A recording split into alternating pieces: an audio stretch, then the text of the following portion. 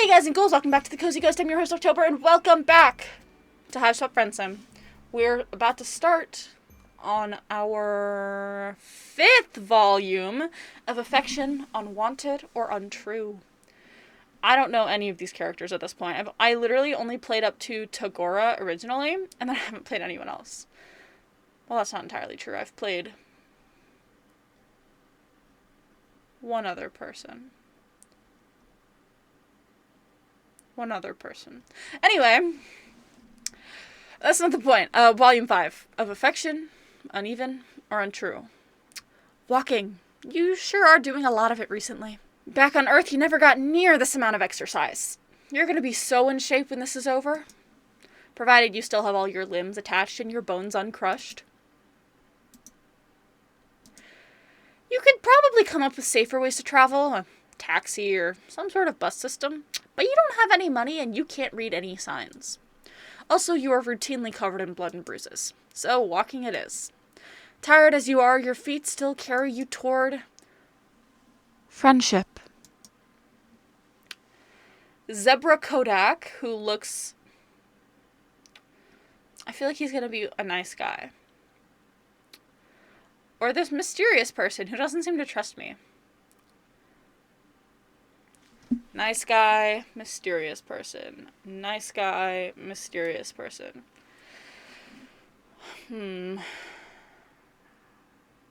Let's give the nice guy a try. Zebruh Kodak.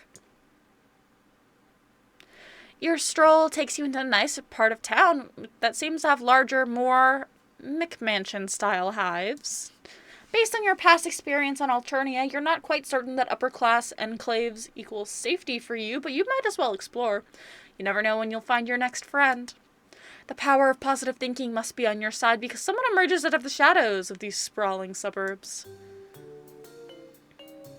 I don't know how to do his voice. Oh, hello there. Okay. I don't believe we've met. I'm sure I would remember someone with such unique looks. You don't know where you are, do you? By this point in your time on Alternia, you don't know if it's wise to admit that you're lost and naive to the ways of the world, but you don't know what you could say to try and convince this guy you've got any kind of street smarts. You nod your head reluctantly, but he actually looks more interested in you after the confirmation that you're new to the neighborhood. Have you perhaps found someone who likes you for your vulnerability and naivete? That would sure be fantastic luck. It's a good thing that I found you. Not everyone's as respectful of lowbloods as I am. Oh, but I shouldn't make assumptions just because you're not much to look at. My bad.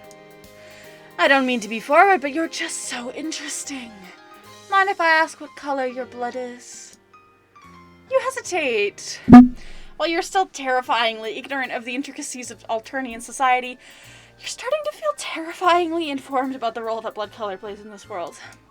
And you've managed to gather by now that plain old human red isn't considered one of the better colors to have. What do you do? Well, I'm saving here, because there's no fucking way that I'm gonna be caught telling the truth. Oh, really? It's not that I don't want to be friends with other high bloods, but I'm a busy troll, you understand. So I only befriend folks that I might want to fill a quadrant with someday. Besides, high bloods just don't need as much help in our unjust society. Stay awakened. He pumps his fist in the air and you immediately copy him, but the gesture doesn't seem enough to change his mind about you not being oppressed enough for his tastes. So, I just don't think it's gonna work out between us. Out of his league. Game over. Fair enough. So wait.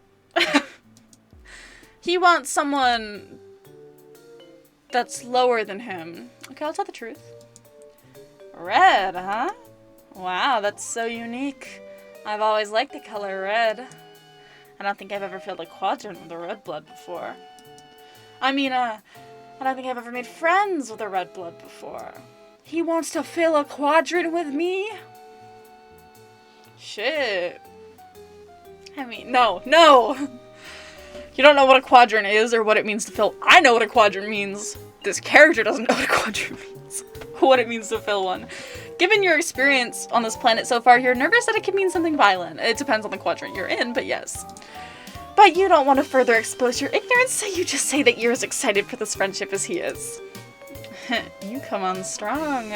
Nice. You need a place to stay for the day, right? I can help you out with that. I've got plenty of spare rooms for guests in my hive. You know, because I believe it's important to help out the underserved members of the community when you can. My hive is this way. Shall we? You follow him down the street. You guess it must qualify as a nice night, because you see lots of other trolls walking around here too. Most of them are dressed as nice as Zebruh, and you see a few shabbier looking trolls that must be low bloods walking with high bloods. Today is actually Flushed Affirmation Day, so you'll see a lot of trolls taking their mate spirits out to celebrate. Lucky for you, my flushed quadrant is currently empty, so I'm all yours tonight. What the hell? Ugh! His flushed quadrant is currently empty. Ooh, that's not a good sign. If you've got your other 3 quadrants filled, but not this one, but not like the heart quadrant, babe, that sounds a little weird. He doesn't need to be all yours, you assure him. You're an easygoing individual who's happy to share their friends with plenty of other friends. Sure. Sharing can be a good time if you're into that.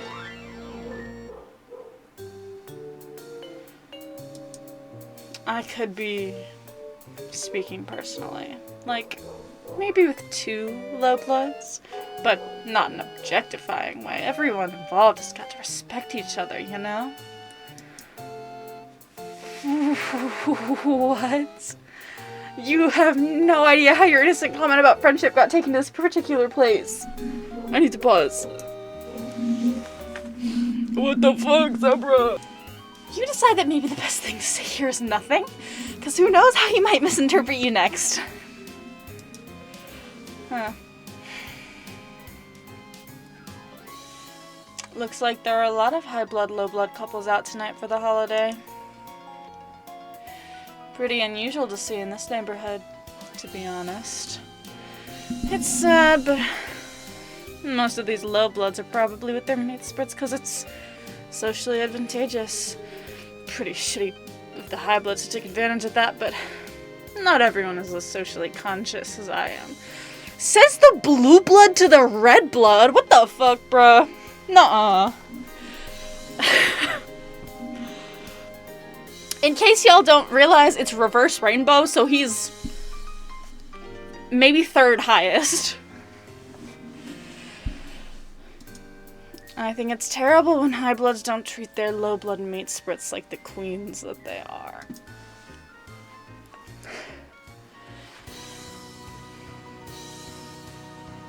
You look around at all the other couples.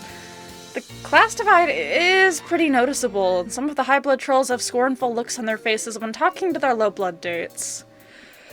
One troll dressed in cerulean is making her shabbily dressed mate spirit kneel down so he can give her a ride on his shoulders. Could be maybe a cute coupley thing, you guess, except she's sure laughing a lot and has the heel of her boot pressing into the back of his neck. You don't want to speculate about what people might be into, but it does seem kind of humiliating. Zebruh sees where you're looking and shudders theatrically. In the process of waving his arms around in disgust, he slips an arm over your shoulders. I'm so sorry, you shouldn't have to see something like that. You're trying to think of a tactful and friendly way to remove his arm from your shoulders when you arrive at what must be his hive. So, like, he actually might be a nice guy. I might have 100% interpreted him correctly. It's the biggest and most McMansion-y hive on the block, and when he stops in front of it, he lets go of you to gesture proudly at his sprawling home. Welcome to my humble abode. I just feel grateful, you know, to be able to share my wealth with those less fortunate.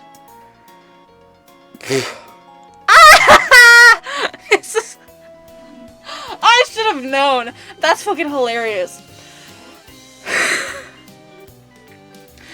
When you walk inside the front door, you're greeted by a very distinguished looking white zebra.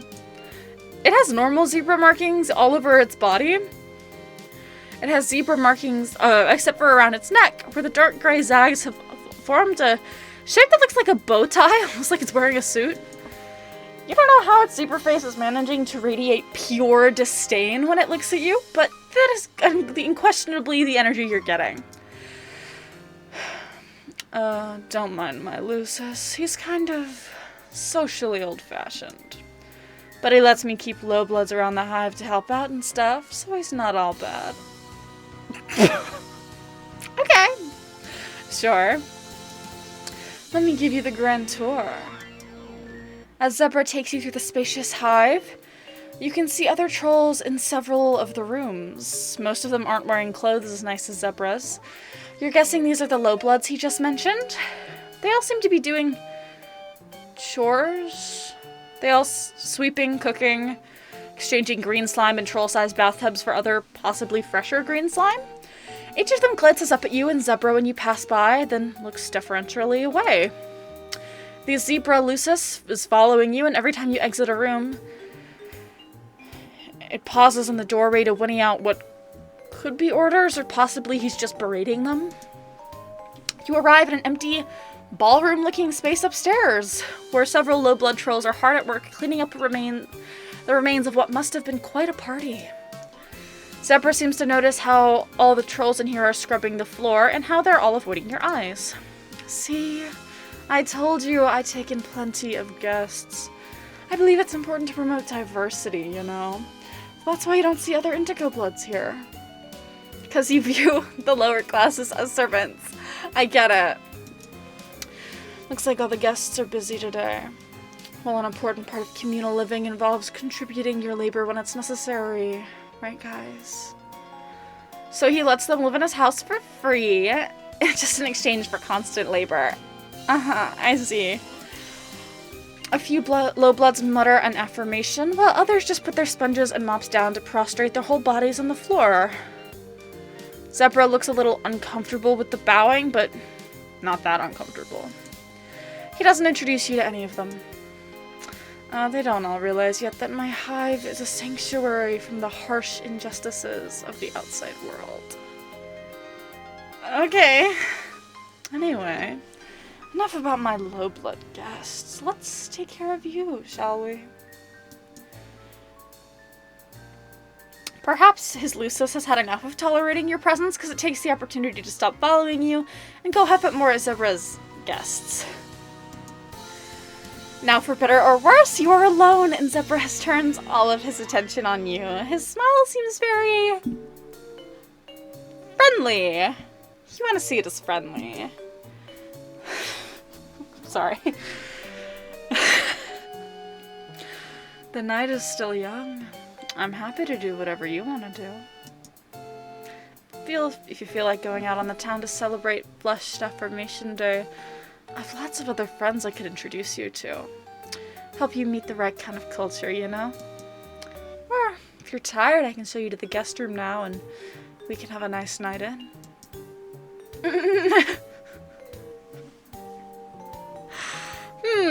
Go out or stay in. That's fascinating. Didn't I just do this question on the last episode? I'm sorry, I need to save. Oh my god. Yes, I would like to overwrite my save. Oh my god. Show me to my room, please. Yeah. You think that going out with Zebruh on Flushed Affirmation Day might potentially give him the wrong idea? And besides, you're pretty tired, so you don't feel like going out. Yeah, that's the reason. You tell him you're ready to retire to your guest room now. Sure. Oh, bruh. By the way, have you heard of Chixie Reimer? You probably haven't. You don't seem like you're a very serious music fan. But you've got a great opportunity tonight to learn from me. One of her low-love musician friends is playing a show for the holiday, and I can get us in because I'm super connected in the scene. You should go just in case she's there. You could have sworn you told him you wanted to stay in tonight, but okay. You can gather the remains of your energy and go out to this concert with him. That's what a good friend would do. He takes you across town to the concert, only trying to hold your hand or put his arm around you a couple times on the way, so it could be worse. Maybe hand-holding is totally platonic on Alternia. I hope so. The concert itself is one troll with a guitar and a harmonica who, according to Zebruh, is a low-blood whose songs are spreading truly radical messages. Almost as radical as Trixie's. You enjoy the tunes as much as you can, but you don't understand what the lyrics are trying to say. You ask Zebruh what the lyrics mean, since the message is apparently important to you, but important to him, but he gets annoyed with your question. What? The lyrics are about... Oh. They're about a lot of things. Social justice and oppression and stuff. It's hard to explain to someone who doesn't already get it. Like, if you're not on my level already, I don't know what I can really say, you know? But enough about the music. I want to talk about you. What sort of things are you into? You haven't had many opportunities in Alternia to talk about your interests. How exciting. You said that you like playing games, but he's already interrupting you. Cool, sounds great. Really interesting stuff. But what's your quadrant situation like? It's harder to pretend that you know what he's talking about when he's asked you about quadrants directly. You admit that you have no idea what he means by quadrant situation. Well, you're even more clueless than I thought. Don't worry, I still find you attractive. He goes into a brief, but not really brief enough, explanation of the 4 types of romance on Alternia. Matespritship, the flushed quadrant, which to you sounds the most analogous to human romantic partnerships. Moira allegiance, the pale quadrant, which sounds like an exceptionally codependent friendship by human standards, which is the diamond. Auspicism, the ashen quadrant, which you don't understand at all. It's like, let me see. It's kind of hard to explain. It's like, you're not like on bad terms, but it's kind of the person in between you and the next one. Kismacitude. Yep. The black quadrant, which just sounds like you repeatedly hooking up with someone you hate. Yeah, kind of. So you have Kismasis, Morale. Not Morale. Is it Morale? I don't remember. You're fuzzy on the details of all these 4 things, but you understand enough to get that he's asking if you're single. You tell him that you, really just want to be friends. Of course. I super respect your choices. If you change your minds, I'm right here. And being in a quadrant with an influential yet sensitive and socially aware indigo blood like myself could make it a lot easier for you to survive and thrive in Alternia. Wasn't he criticizing that kind of high blood socially advantageous relationship just a few hours ago? I wouldn't be very friendly of you to point out his hypocrisy, so you don't mention it. Another song, another troll of the club. Sidles up to Zebruh and whispers something in his ear, then skulks off again. Zebruh looks alarmed, glancing around him and edging towards the exit. I just got a tip that there's about to be a culling at this concert. We should get out of here. You definitely agree with him about wanting to get out of here. You look around at the rest of the audience, still enjoying the show. You and Zebruh are the only ones getting ready to leave. Is he gonna warn any of the other trolls of fear of the danger? Oh, no, definitely not. If I were to warn any of these low-bloods that a culling is coming, that would mean risking my life too. Not that I've ever tried, but everyone knows that. The high-bloods here will probably be fine, though. We've got each other's backs. It's important to look after your comrades in the struggle. Sure enough, but you can see the other trolls here who, much like Zebruh, stand out because they're wearing nice clothes, are casually but urgently leaving the concert venue.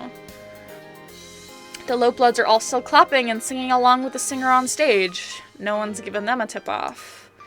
Come on, we've got to scram. The two of you abscond, getting away from the music club as fast as your legs can carry you. By the time Zebruh decides it's safe to slow down, you are tired and out of breath. Looking around, it seems like you've arrived back in the high blood part of town. You wonder if drones have descended on all those drills at the club by now, and you just can't hear it because this neighborhood is too far away, closed off, and sheltered from the violence. Phew, that was a close one. Going to low-blood cultural events like that can be dangerous, but it's one of the risks that you have to take if you want to be an activist. I can't tell you how many times I've risked culling to fight for low-blood rights. Civil disobedience is the only way to fight the authoritarian state. Okay. He turns to you and takes one of your hands in both of his, looking deep into your eyes. I just think it's so cool how you supported me back there when we risked our lives for the cause. What Sorry, I'm gonna get angry at him. I'm gonna get real angry, but it's okay. I need to calm down. It's probably the best way you can contribute as an activist and ally, you know? By supporting me. I'm the low blood! You should be supporting me! And speaking of activism, we were talking about quadrants earlier. Let's get back to that. Damn, this guy just does not want to take no for an answer. Once again, you reiterate that friendship is what you're looking for here. He nods enthusiastically and squeezes your hand tighter. Fuck yeah, I love friendship. I've always believed that a strong friendship is the best foundation for any successful romantic relationship. And many trolls start by being friends first and into a quadrant later. Even if you try to be friends but then fight too much, that can still prepare you for a colliginous quadrant. Either way, the thought of being your friend makes my blood push your beat a little faster.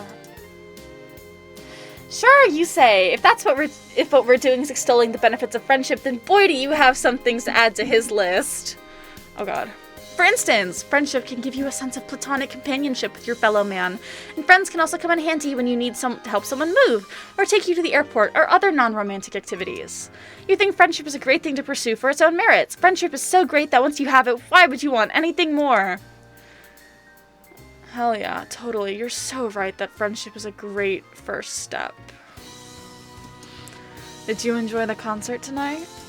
Did it persuade you to be an ally for low blood rights? I am a low blood!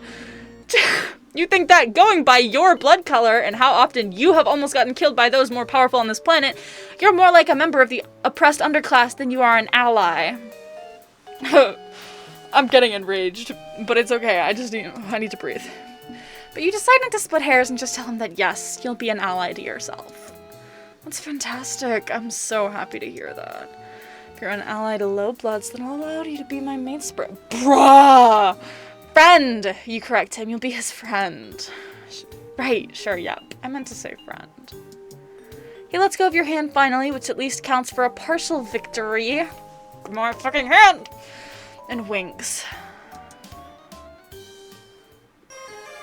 Victory! Is that victory?